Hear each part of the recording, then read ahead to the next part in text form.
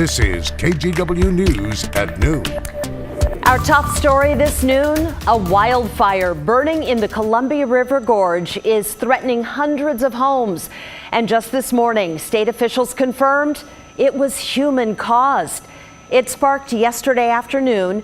At last update, it's grown to 800 acres, and the Wasco County Sheriff has started issuing evacuation orders.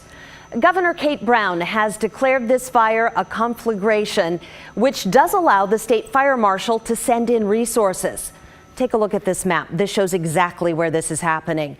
The fire is near Mosier, west of the Dalles. Right now, it is only 5% contained.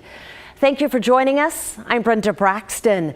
Certainly was a scary night for people near the fire, and many in the Mosier area have already evacuated. KGW's Bryant Clerkley talked to folks staying at a shelter at the Shiloh Inn near the Dalles.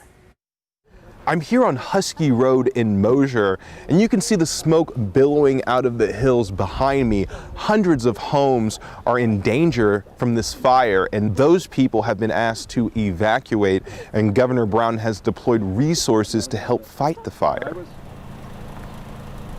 As the sun came up on the town of Mosier, you could see the smoke coming out of the hills from Husky Road. Doing what I can right now. Rusty lives nearby. This is video he took of the fire near his house, flames forcing him to leave last night. Everyone just escaping and lots of traffic going past each other, you know. So yeah, I got everything that I could. Apparently it fits all in this truck right now. Rusty and other evacuees like Charles Keller are staying at the Shiloh Inn. Keller has lived in Mosier a long time, and this is his first time he's had to evacuate. It was chaotic. It was, the last thing you want to hear is level 3, and that's, it's a scary deal. Fire's never a good thing. Both Rusty and Charles are hoping they can get back into their homes today. They worry about their property, but for now are grateful for a place to stay. It was huge. When I heard it on the radio, I was like, wow, I made the phone call, and they took care of everybody. I mean, it's a pretty good deal. We had Red Cross helping out big time. In Mosier, Bryant Clerkley, KGW News. Let's check in with Rod Hill now about the weather. So Rod, exactly what kind of conditions are those firefighters facing today? Well, similar conditions to yesterday in that west winds are going to be the dominant wind pattern, and they did start picking up between 10 and 11 this morning, currently blowing in that area generally about 15 to 20 miles per hour, which of course is not unusual, but not all that helpful either. I do want to point out that, because a lot of people have been asking, where's the smoke going?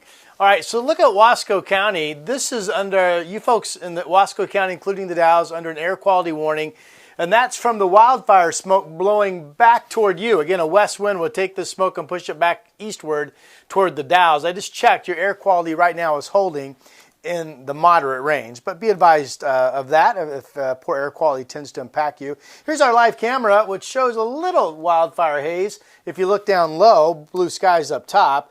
Temperature out in the Dalles right now is 74. The fire zone looking for temperatures of about 82 today. The westerlies will continue into this evening. Tomorrow's forecast starts to heat up, and by the weekend, of course, 100 degrees.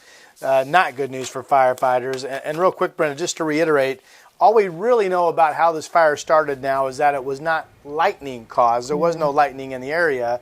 The fact that it was human caused doesn't mean that somebody did it on purpose. We simply don't know. It doesn't take much for a little spark from farm equipment or what have you to get out of hand. But I'm sure we'll find out soon enough. Back to you. All right. Thank you very much, Rod. And we are always updating information if you head to KGW.com. And if you do want the information sent straight to your phone, text the word wildfire to 503-226-5088 and we'll send you a link. You can also text photos or videos of the fire to that number. New at noon, a major policy change from Portland State University. Starting this fall, campus police will not be armed.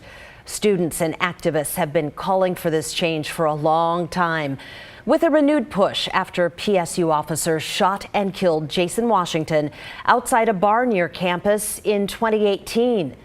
PSU says it's beginning a process it's calling reimagining public safety. A diverse task force will develop a new approach to policing on campus that addresses issues of systemic racism. We do expect to learn more at a news conference this afternoon. Well, after a peaceful night of protests Tuesday, police declared a riot last night and used tear gas on protesters in downtown Portland. Recently, the crowds had been gathering in North Portland and in Southeast, but they returned downtown last night. This is video from earlier in the night when several hundred people gathered outside the Justice Center to listen to speeches from Black Lives Matter organizers. Those speeches wrapped up about 10:30, and that's when the mood downtown changed. Police say that people launched fireworks at the fencing around the federal courthouse. Protesters started a couple of fires, and police say the crowd ignored calls to disperse. Police shared a photo showing a rock there and said the crowd threw it at them. They also say one officer was doused with paint. Police did have to make several arrests. We're also following a developing situation in Bend. Hundreds of protesters blocked ICE buses from leaving after agents detained two men who reportedly had warrants out for their arrest. This is video from our sister station, KTVZ, during their late newscast last night. The demonstration started yesterday afternoon and it lasted for more than 10 hours. Around midnight, federal agents used pepper spray to clear out the demonstrators. They also got the two detainees and the officers off the bus. People at the protest say the two detained men have lived in Bend for years. They're not grabbing troublemakers. They got two guys. One of them was going to work. The other one was coming home from work. ICE says both men have violent criminal histories, but they won't tell us any more than that. Bend's mayor says there were warrants out for their arrest, and ICE was not just out doing sweeps. Attorneys filed a motion to prevent ICE from transporting the two men. We'll certainly keep you updated as we learn more. Thousands of students in Oregon got an email this week saying they were going to receive grant money for college. I mean, that's great news, right? Well, not in this case. The state says it was all a big mistake. We talked with this young woman. Her name is Sophia Thornton. She got that email on Tuesday. It said she received an Oregon Promise Grant, which helps pay tuition at community college. According to the state's website, kids get anywhere from $1,000 to $4,000 a year. But hours later, Sophia got another email. It said, "You received that message in error. You are not awarded the grant. We apologize." It's kind of a bad time to be, surprising people with good news and then saying, "Oh, no, wait, that's not right." I was like, oh, okay. I guess not. Oh, that's tough. Officials with the state's Higher Education Coordinating Commission admit that same email mistakenly went out to more than 7,000 students. In a statement to KGW, the director said the mistake was due to staffing errors, sending out a bulk email, and they apologized again for any confusion or disappointment it caused.